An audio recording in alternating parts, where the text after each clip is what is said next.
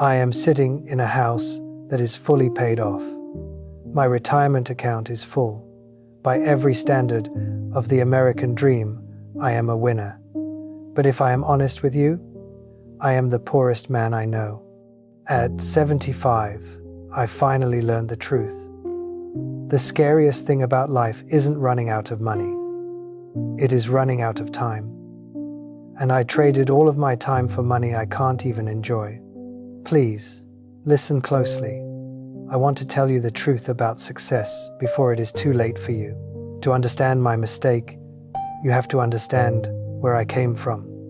I grew up in a house where the walls were thin. I could hear everything, and mostly I heard my parents whispering about bills.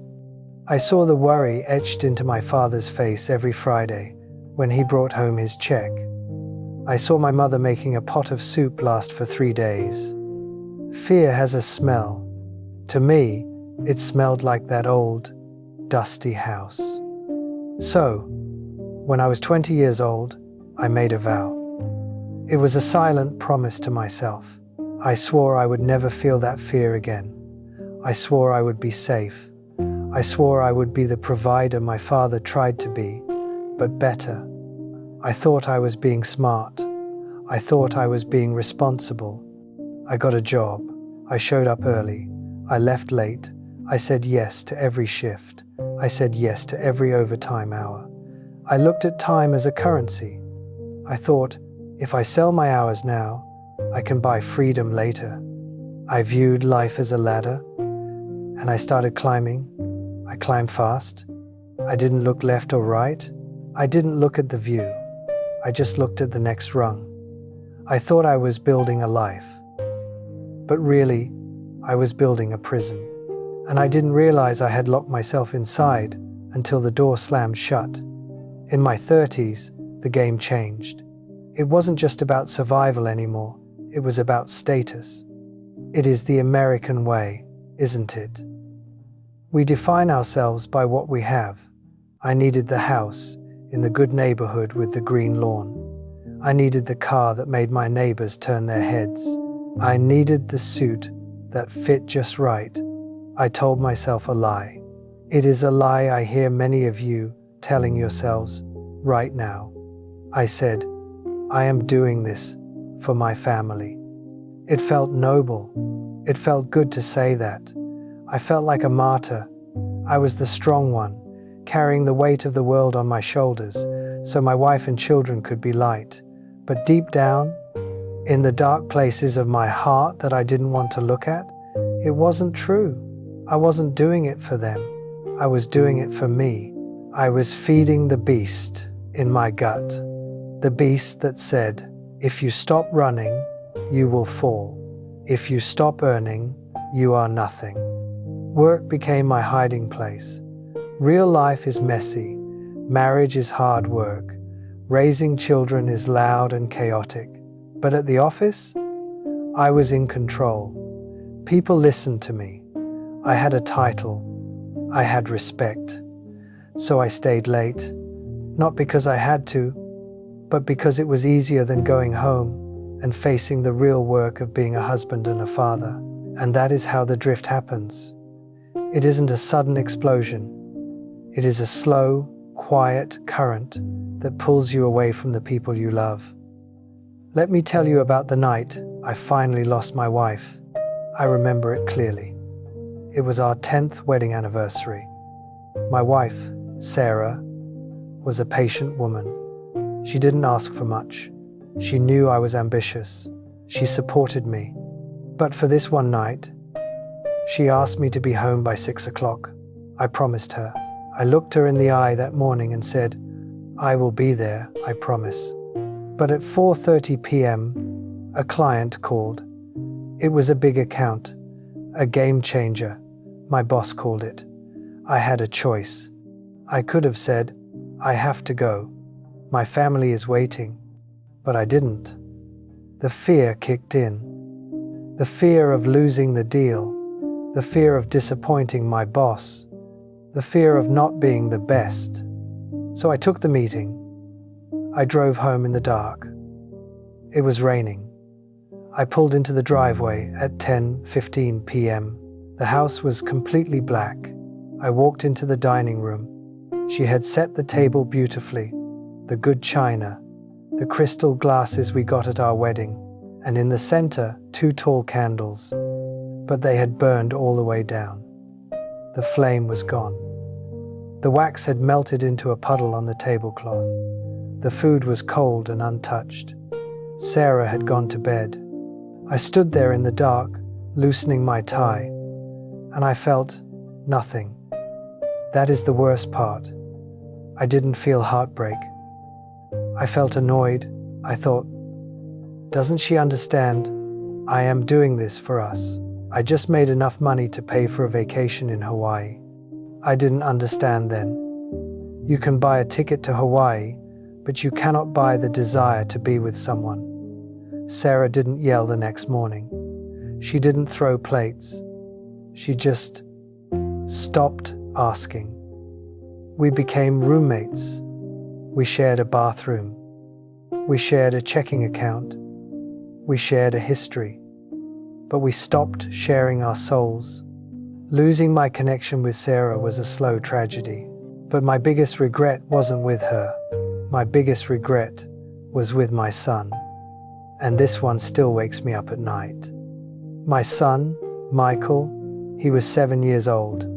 He had a laugh that could fill the whole house. One Tuesday evening, I was in my study.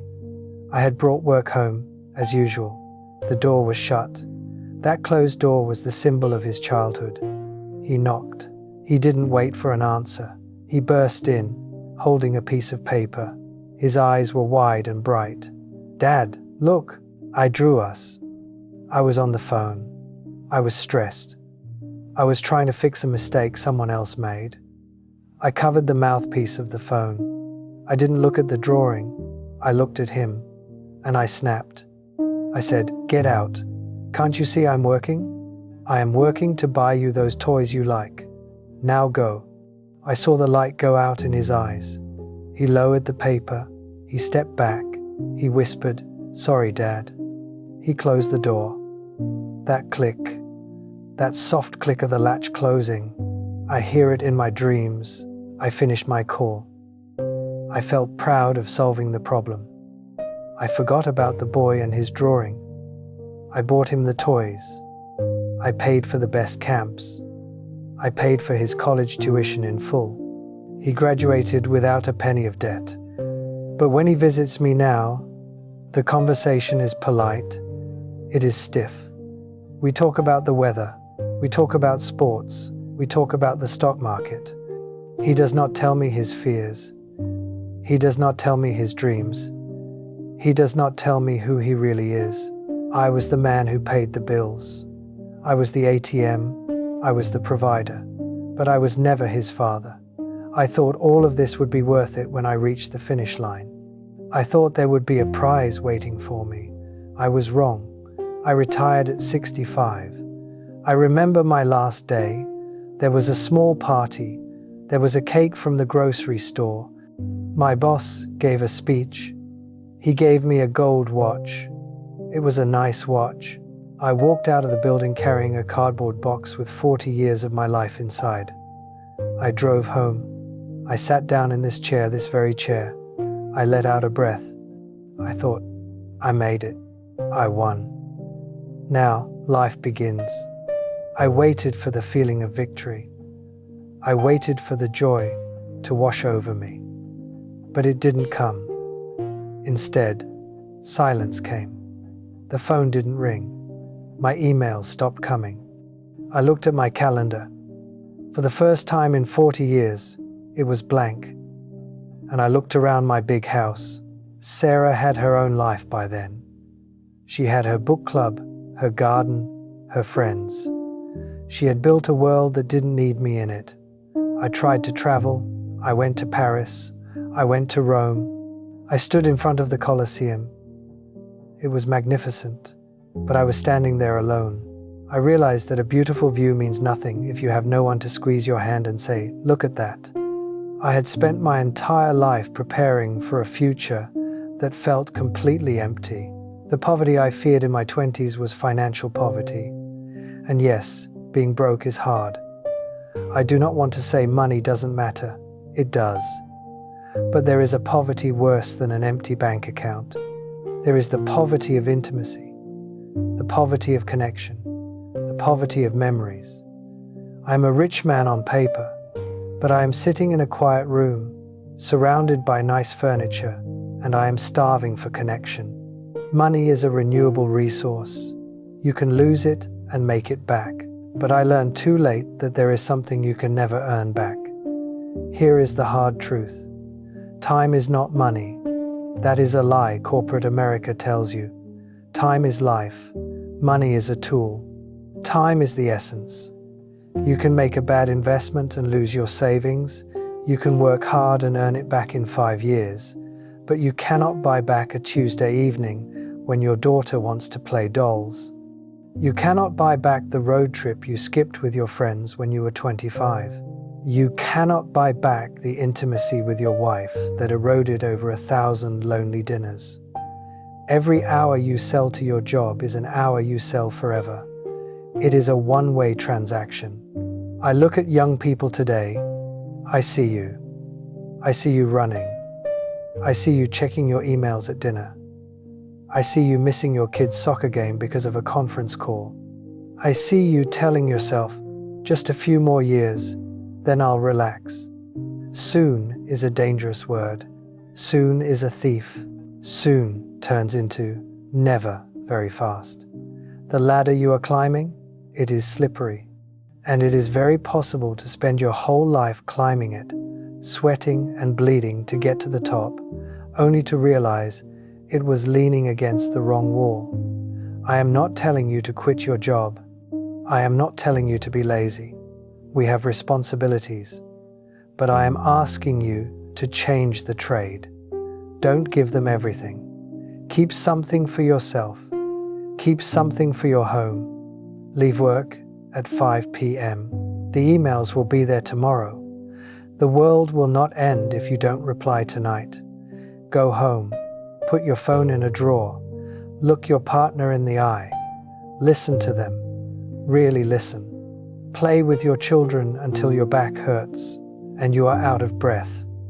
Take the vacation, not the fancy one where you work by the pool, the one where you get dirt under your fingernails and laugh until your stomach hurts. If you have to choose between a bigger house and more time with your family, choose the time, every single time. Choose the cheaper car, choose the older clothes, choose the freedom. My time is running out. I can feel it in my bones. The days seem short now. I spend a lot of time looking out this window. I watch the leaves change color, green, then gold, then brown, then gone. It happens so fast. I have made my peace with my choices. I have to. Regret is a heavy stone to carry when you are 75, so I try to set it down. But you don't have to carry it. Not yet. You can still change the ending of your story. When you lay your head on the pillow tonight, ask yourself, if this was my last week, would I care about that meeting? Or would I care about who is sleeping next to me? The money will come and go. But this day, this specific day you are living right now, it is the most valuable thing you possess. Don't sell it too cheap. I am going to make myself a cup of tea now. I am going to sit on the porch and watch the sun go down. It is a beautiful thing, a sunset. It happens every day. But for 40 years, I was too busy to see it. Don't make my mistake. Watch the sun go down while you still can. My name is Channel Name. If this letter meant something to you, please share it with someone who needs to slow down. Live now, not later.